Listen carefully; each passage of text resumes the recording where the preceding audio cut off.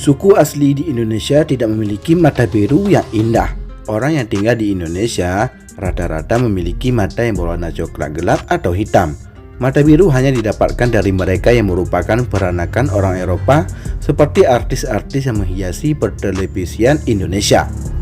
Selain mereka yang kerap hadir di layar kaca, manusia dengan mata biru di Indonesia ternyata ada di Aceh.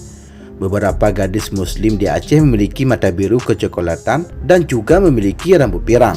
Konon mereka adalah keturunan orang Portugis yang dahulu pernah singgah di Aceh.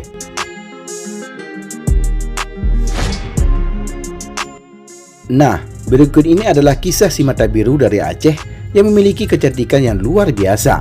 Sebelum lebih jauh kita mengupasnya, tekan dulu subscribe, like, dan share agar sejarah Aceh lebih terpandang di mata dunia.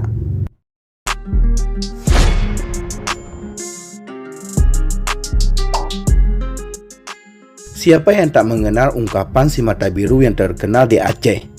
Ungkapan yang disematkan kepada keturunan Portugis Aceh dengan bola mata berwarna kebiruan yang bermukim di Lamno, Kabupaten Aceh Jaya. Ketenaran keturunan Portugis ini sudah dikenal sejak lama, membuat banyak hati tertaut, hingga tak jarang mereka yang datang bertandang ke Lamno hanya untuk melihat bukti kebenaran cerita yang tersebar yang masyhur tersebut. Bahkan ada yang sampai meminang karena sudah terlanjur terpaut akan kecantikan dan kebaikan budi si gadis bermata biru.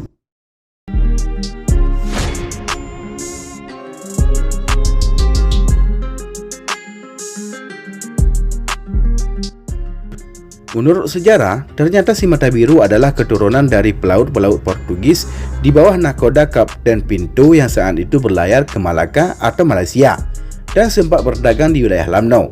Peristiwa ini terjadi antara tahun 1492 hingga 1511. Kaum dari Portugis ini kemudian dikenal dengan kaum Porto yang akhirnya berbaur dengan orang Aceh, menikah dan menetap di Lamno.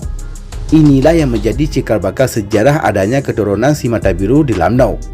Keturunan bangsa Portugis di Lamno mempunyai ciri-ciri yang hampir mirip dengan nenek moyang mereka, yakni mempunyai badan yang tinggi, kulit putih, rambut pirang, hidung mancung, dan yang paling spesifik adalah mata mereka yang biru seperti air laut yang ada di bibir pantai, dan bagi prianya ditambah dengan berbulu di tangan dan bulu dada yang tebal. Bagi masyarakat Aceh kebanyakan mereka memberi julukan ke penduduk Lamno dengan panggilan bule Lamno atau darah Portugis. Tetapi sayangnya sejak kejadian tsunami tahun 2004 silam yang meluluh lantakkan bumi Aceh yang membuat semakin berkurangnya keturunan Portugis di Lamno dikarenakan rumah mereka merupakan salah satu daerah paling parah terkena tsunami. Ditambah dengan setelah kejadian itu kebanyakan dari keturunan Portugis Lamno banyak yang hijriah ke Lok Sumawwe dan Banda Aceh dan mereka menikah dengan penduduk setempat. Banyak dari relawan tsunami yang datang ke Aceh bertanya-tanya dari mana asal muasal ada keturunan Portugis di Aceh. Banyak cerita yang berkembang di Aceh dan bahkan ada dua versi cerita yang lebih populer di kalangan masyarakat Aceh tentang asal-usul bule Lamno ini. Cerita versi pertama disebutkan pada tahun 1519, bangsa Portugis datang ke pesisir barat Aceh dengan niat membeli rempah-rempah Kesultanan Dayak yang masuk ke dalam Kesultanan Aceh pada masa Sultan Iskandar Muda. Lambat laun bangsa Portugis mulai meninggalkan misinya yang mulanya berdagang menjadi menjajah, dan kebanyakan dari mereka banyak yang menikahi masyarakat setempat. Sedangkan cerita versi kedua adalah lewatlah kapal yang berisi tentara kerajaan Portugis di pesisir barat Aceh. Tetapi malangnya kapal mereka karam di daerah Lamno yang masuk ke dalam Kesultanan Dayak. Dan oleh Sultan Dayak, mereka diselamatkan dengan cara mereka mau memeluk Islam. Dan mereka menyetujui usulan Sultan Dayak dan mereka berassimilasi dengan masyarakat setempat dengan menjadi pemeluk agama Islam yang taat. Dari dua versi yang beredar tersebut, Mimin lebih condong memilih cerita versi nomor 2. Hal ini diperkuat dengan sebuah catatan penjelajah Italia yang bernama Marco Polo yang singgah di Aceh pada tahun 1292 hingga 1295 yang berisikan tentang kebesaran Kesultanan Dayak berbaur dengan prajurit Portugis.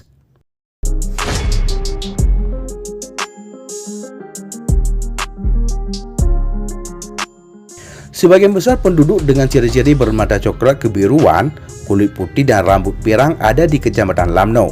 Mereka tersebar di beberapa desa yang dahulu pernah masuk ke dalam kawasan Kerajaan Daya seperti Ujung Muluh, Kuala Daya, Gerejong, Lambeso, dan Temarem.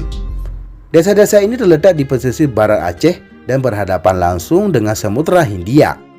Saat Aceh diterjang tsunami beberapa tahun silam, banyak dari bule Lamno ini yang akhirnya pindah ke berbagai tempat. Rata-rata mereka memilih tempat tinggal di kota yang mudah diakses dan mau menerima keunikan dari fisik yang kadang bagi beberapa orang Aceh dianggap aneh dan tidak sama dengan warga lokal.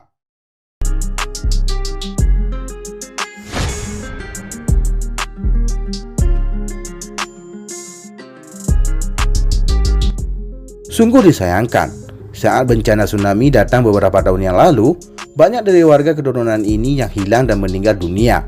Bahkan tidak lebih dari 40% sisa warga keturunan Portugis ini yang berhasil bertahan hidup. Akhirnya mereka memilih pergi dari kampung halaman tempat mereka tinggal dan memilih pergi ke daerah lain yang komunitas kecil yang mereka bentuk. Bule Lamno juga dikenal kerap menutup diri dengan dunia luar. Mereka lebih suka hidup dengan bersederhana dan tidak terlibat banyak dengan penduduk lokal Aceh. Entah apa alasannya, mereka lebih suka bergaul dengan orang yang memiliki keadaan fisik yang sama.